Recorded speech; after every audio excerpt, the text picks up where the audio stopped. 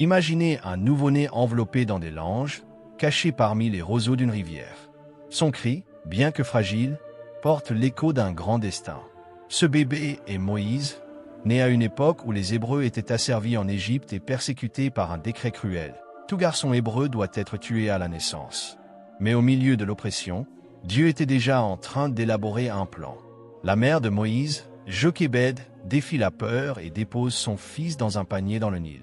Qui aurait pensé que cet acte de désespoir deviendrait le pont vers la libération d'une nation entière? La fille de Pharaon retrouve le bébé et, touchée par la compassion, décide de l'élever comme son propre fils. Moïse grandit dans le palais égyptien, entouré du luxe et du savoir de la cour royale, mais son âme n'oublie jamais son identité hébraïque. Voici la première grande question. Comment un homme élevé comme un prince peut-il devenir le libérateur des esclaves? La réponse réside dans les plans souverains de Dieu, qui utilise des circonstances improbables pour accomplir ses desseins. Tout comme Moïse, nous nous trouvons souvent tiraillés entre deux mondes, entre ce que nous semblons être et ce que nous sommes réellement. Dieu nous appelle à quelque chose de plus grand, même lorsque nos origines ou nos situations semblent nous limiter. En regardant la vie de Moïse, nous réalisons que Dieu ne choisit pas ceux qui sont capables. Il donne du pouvoir aux élus. Mais avant de diriger, Moïse devrait apprendre à faire confiance.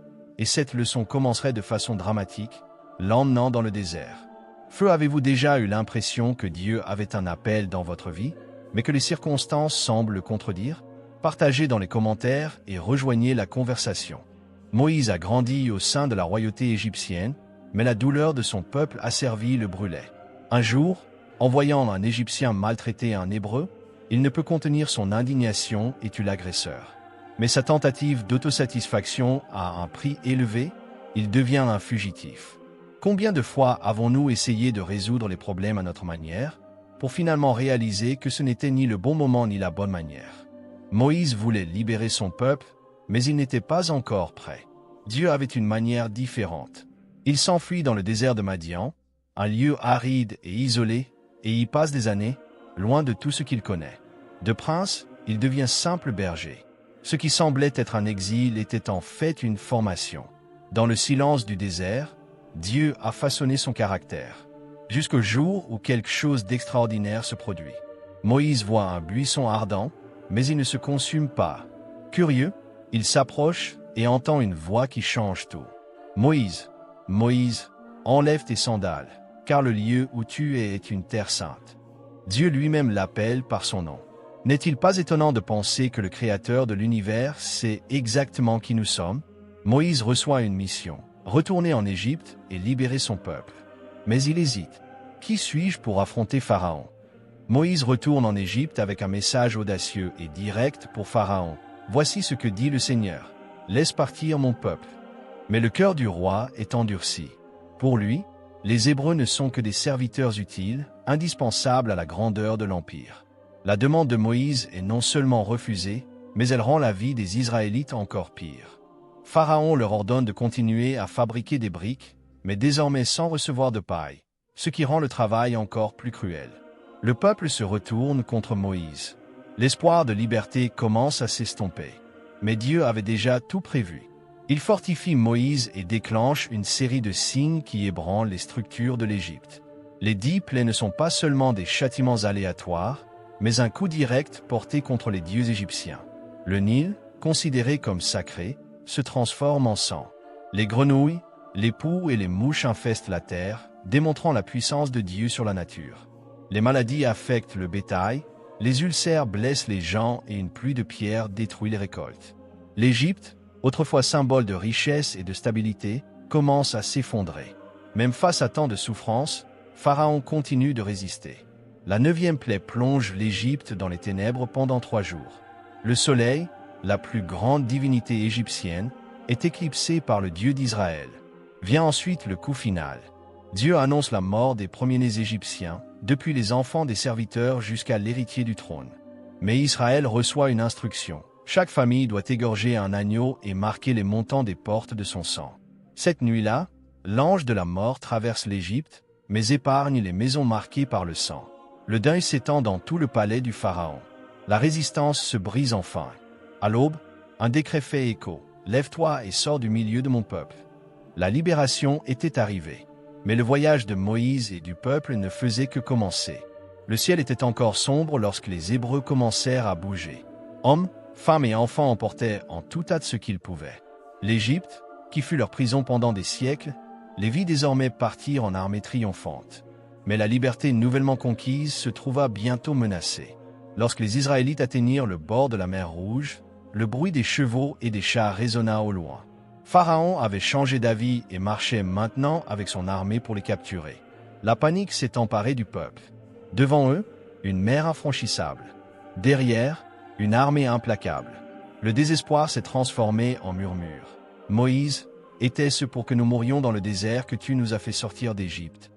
Mais Moïse, désormais homme transformé par la présence de Dieu, élève la voix. N'ayez pas peur. Tenez bon et voyez la délivrance du Seigneur. C'est alors que quelque chose d'extraordinaire s'est produit. Dieu ordonna à Moïse d'étendre son bâton sur la mer, et un fort vent commença à souffler. Les eaux se divisèrent, formant un chemin sec entre deux immenses parois liquides. En toute hâte, le peuple avança. Les Égyptiens, aveuglés par la fureur, les suivirent. Mais lorsque le dernier Israélite descendit sur l'autre rive, Moïse étendit de nouveau la main et les eaux revinrent à leur place. La mer engloutit les soldats, les chevaux, les chars. La plus grande armée du monde a été détruite sans qu'Israël ait à lever l'épée. Le silence qui suivit fut rompu par un chant de victoire. Myriam, la sœur de Moïse, a pris un tambourin et a chanté. Chantez au Seigneur, car il a triomphé glorieusement. Il a jeté le cheval et son cavalier à la mer. L'Égypte a été laissée pour compte. L'esclavage était terminé. Mais le voyage vers la vraie liberté ne faisait que commencer. La traversée de la mer Rouge n'était que la première étape. Maintenant, devant eux s'étendait le vaste désert. La terre aride, sans nourriture ni eau, a rapidement transformé l'euphorie de la libération en une dure réalité. Les jours passèrent et la disette commença à mettre à l'épreuve la foi du peuple. L'eau qu'ils trouvèrent à Mara était amère et impropre à la consommation. La peur s'est répandue et une fois de plus, des voix murmurantes se sont élevées contre Moïse. Mais Dieu, toujours fidèle, lui ordonna de jeter un morceau de bois dans les eaux, et elles devinrent douces. Plus tard, la faim est devenue un nouveau défi. En Égypte, ils avaient du pain et de la viande, même lorsqu'ils étaient esclaves. Aujourd'hui, au milieu de nulle part, il semblait impossible de survivre. Mais à l'aube, un miracle recouvrit le sol. Une substance fine, comme des flocons de rosée, se répandit sur le pays. C'était la manne, le pain du ciel, une provision quotidienne envoyée par Dieu. Et quand ils désiraient de la viande, Dieu fit remplir le camp de Caï. Malgré tout, l'incrédulité persistait. À Rephidim, quand l'eau manqua à nouveau, les gens demandèrent « Le Seigneur est-il parmi nous ou pas ?» Moïse, suivant l'ordre divin, frappa un rocher avec son bâton, et suffisamment d'eau en coula pour satisfaire toute la foule. Mais les épreuves du désert n'étaient pas seulement physiques. Les Israélites ont également été confrontés à des attaques extérieures, comme l'assaut des Amalécites. Tandis que Josué menait les guerriers au combat, Moïse intercéda au sommet de la montagne. Chaque fois que leurs mains se levaient, Israël l'emportait. Lorsqu'ils tombaient, les ennemis reprenaient de la force. Aaron et Hur, conscients de leur faiblesse, maintinrent leurs bras jusqu'au coucher du soleil, assurant ainsi la victoire. Le désert a enseigné une leçon essentielle. Dieu non seulement libère, mais soutient. À chaque crise, il démontrait que la survie d'Israël ne dépendait pas de sa force, mais de la fidélité divine. La traversée était encore loin d'être terminée. Mais à l'horizon, une montagne s'élevait, le Sinaï. Et là, Dieu révélerait quelque chose qui changerait l'histoire pour toujours. Après des mois de marche, les gens ont finalement atteint le pied du mont Sinaï. Là, au milieu des montagnes arides et du silence du désert, Dieu préparait un moment unique, la révélation de son alliance avec Israël. Moïse monta sur la montagne et Dieu lui dit « Si vous obéissez diligemment à ma voix et si vous respectez mon alliance, vous serez pour moi un peuple particulier, un royaume de prêtres et une nation sainte. » L'invitation divine était claire. Israël ne serait pas seulement une nation libre, mais un peuple mis à part pour Dieu. 3 jours plus tard, à l'aube, quelque chose d'extraordinaire se produisit.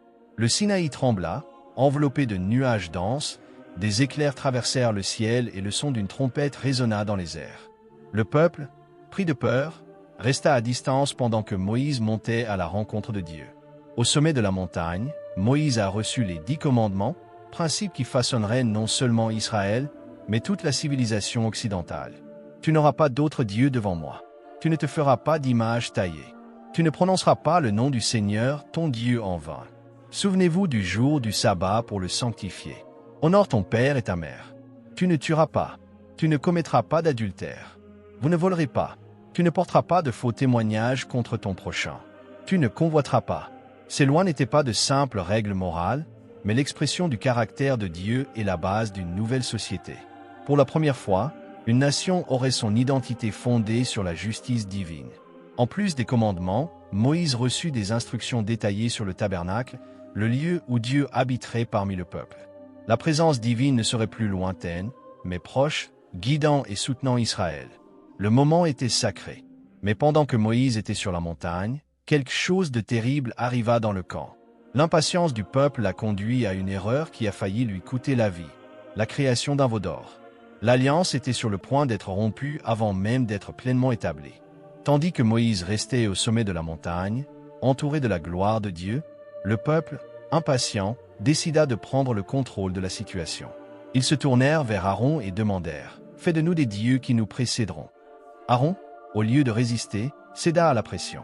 Il rassembla les boucles d'oreilles en or du peuple et les façonna en veau, proclamant « Voici ton Dieu, ô Israël, qui t'a fait sortir d'Égypte. » La scène était absurde. En quelques jours, ceux qui avaient été témoins de la puissance de Dieu s'inclinaient désormais devant une idole. Au sommet du Sinaï, Dieu révéla à Moïse ce qui se passait. La colère divine s'enflamma et il déclara « Laissez-moi détruire ces gens et je ferai de vous une grande nation. » Mais Moïse, ému par la compassion, intercède. Il ne pensait pas à lui-même, mais criait pour le peuple « Souviens-toi d'Abraham, d'Isaac et de Jacob. À cause de ton nom, ne détruis pas l'ouvrage de tes mains. Dieu a entendu votre appel. » L'alliance n'a pas été annulée, mais il y a eu des conséquences. Lorsque Moïse descendit et vit la célébration sauvage devant le veau, sa colère explosa. Il brisa les tables de la loi et affronta le peuple. Cette rébellion a eu un prix élevé et beaucoup ont perdu la vie ce jour-là. Malgré cela, Moïse ne les abandonna pas. Il retourna à la montagne et fit une prière impressionnante. « Si vous ne pardonnez pas le péché de ces gens, rayez-moi de votre livre. » Son amour et son engagement en tant que leader sont devenus évidents. Dieu a renouvelé son alliance. De nouvelles tablettes furent sculptées et Moïse descendit avec son visage brillant de gloire divine. Israël avait encore un long chemin à parcourir, mais la miséricorde de Dieu demeurait. Les années ont passé. La génération qui a quitté l'Égypte a erré dans le désert, a fait face à des défis et a vu la provision constante de Dieu. Mais maintenant, une nouvelle génération se tenait devant la terre promise. Canaan était en vue et le long voyage touchait à sa fin. Moïse, déjà âgé, savait que son temps touchait également à sa fin. Il a rassemblé le peuple pour ses dernières paroles, un discours plein d'avertissements, de promesses et d'espoir. Il a rappelé tout ce que Dieu avait fait, la délivrance miraculeuse, les épreuves dans le désert et l'alliance scellée au Sinaï. Mettez donc dans votre cœur et dans votre âme ces paroles que je vous commande aujourd'hui, parce qu'elles sont votre vie. Il a mis en garde contre les dangers de l'idolâtrie, l'importance de l'obéissance et la nécessité de faire confiance à Dieu seul. Mais il réaffirme aussi la fidélité divine. Si Israël restait dans le chemin du Seigneur, il prospérerait dans le pays où coule le lait et le miel. Cependant, une vérité douloureuse pesait sur Moïse, il n'entrerait pas en Canaan. À cause d'un moment de désobéissance, Dieu lui dit qu'il ne verrait la terre que de loin. Puis, il gravit le mont Nebo, d'où il put contempler la vaste étendue de la terre promise. Là, seul devant l'horizon, Moïse a donné sa vie. Et, étonnamment, c'est Dieu lui-même qui l'a enterré dans un lieu inconnu. Aucune tombe ne marquerait sa mémoire, mais son héritage perdurerait pour toujours. Josué assumerait le leadership et guiderait le peuple vers la conquête. Mais Moïse avait déjà accompli sa mission. Il n'était plus qu'un libérateur, il était le médiateur de l'Alliance, l'homme qui parlait à Dieu face à face. L'histoire d'Israël continuerait, mais il n'oublierait jamais celui qui les a sortis de l'esclavage et les a conduits à la porte de la promesse. Revoyez ce chapitre et faites-moi savoir quand vous souhaitez passer à la conclusion. Moïse n'était pas seulement un leader de son temps.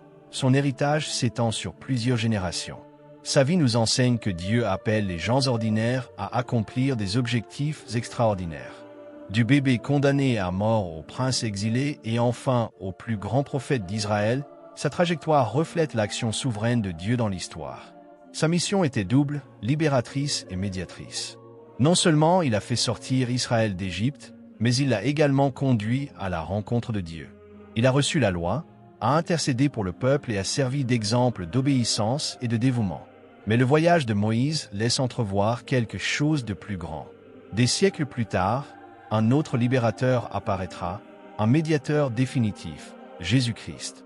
Tout comme Moïse, il a été rejeté, a intercédé pour son peuple et a établi une nouvelle alliance, non plus écrite sur des tables de pierre, mais dans le cœur des hommes. Que pouvons-nous apprendre de Moïse aujourd'hui? Sa vie nous enseigne que Dieu ne nous appelle pas par notre capacité, mais par notre volonté d'obéir. Il nous rappelle également que le chemin de la foi n'est pas toujours facile. Il y a des déserts, des épreuves et des moments d'incertitude. Mais surtout, Moïse nous montre que Dieu est fidèle. Il tient ses promesses et nous accompagne à chaque étape du chemin. En regardant l'histoire de Moïse, une réflexion surgit. Écoutons-nous la voix de Dieu ou nous laissons-nous emporter par la peur et le doute? Tout comme Israël, nous pouvons être délivrés, mais hésitons encore à faire confiance.